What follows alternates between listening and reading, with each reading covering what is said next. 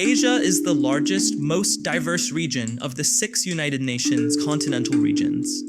Asia spans from the Middle East all the way over to Japan and down to India. Across Asia, and even within individual countries, we see incredible diversity in every way, even in the church.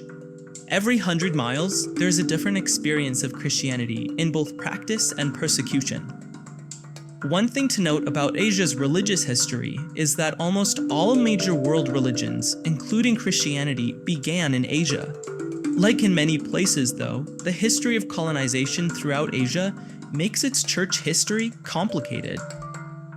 So, what are some of the primary statistics about Asia and its role in the global population and global church? Asia makes up 60% of the global population and 16% of the Christians in the world. 9% of the region is Christian, which is 417 million Christians. If those 417 million Christians were 100 people, most would have proper nourishment, access to electricity, and secondary education. 59 would have internet, and 43 would have adequate access to doctors. 41 would be likely to live over 75, and 93 would live on $10 to $100 per day. Most also live in areas considered moderately corrupt, and all live with bad air quality. When it comes to religious freedom, Asia is the most difficult region in the world for someone to be Christian, or any religion. In 26 of the 39 countries of Asia, religious minorities experience routine persecution from either the government or their neighbors. Asia is also the least reached region of the world, with only 61% of the population having access to the gospel. That means over 39% of people do not know someone who is a Christian. Let's dive deeper into 2 areas of Asia's religious makeup. First, its diversity. This region has more ethnic, social, and religious diversity than any other continent. Because of this diversity, describing Asian Christianity can be difficult. The experiences in Afghanistan, Singapore, the Philippines, and Turkey look completely different. Almost everywhere in Asia, being a Christian means being a religious minority. Only 5 countries are majority Christian. Asia has the countries with the most Muslims, most non-religious, most Hindus, most Buddhists, most Baha'is, and most Confucianists. South Korea is actually one of the most religiously diverse countries in the world, with 5 religions making up 10% or more of the population each.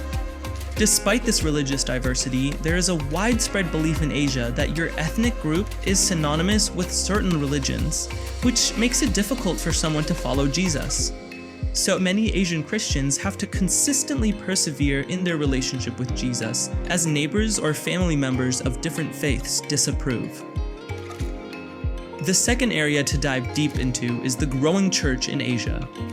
New waves of post-colonial and contextualized theology are helping the church grow. Asia has some of the fastest growing and newest churches in the world in countries like Mongolia, Nepal, and Cambodia. Migration is also changing Asian Christianity. 90% of the population in the Philippines, for example, is Christian, and as millions of Filipinos move abroad for work, other countries are becoming more Christian. Almost 2 million Filipino Christians are practicing their faith in new countries.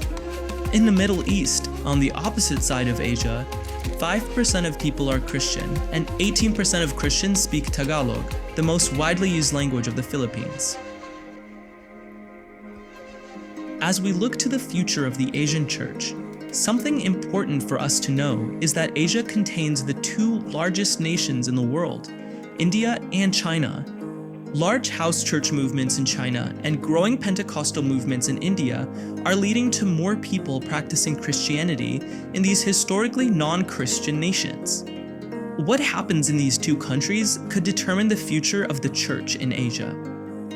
Either way, the courage of Christians in Asia to live out their faith where Christianity is outside the social and cultural norm is incredibly powerful. It's something that's valuable that we can all learn from.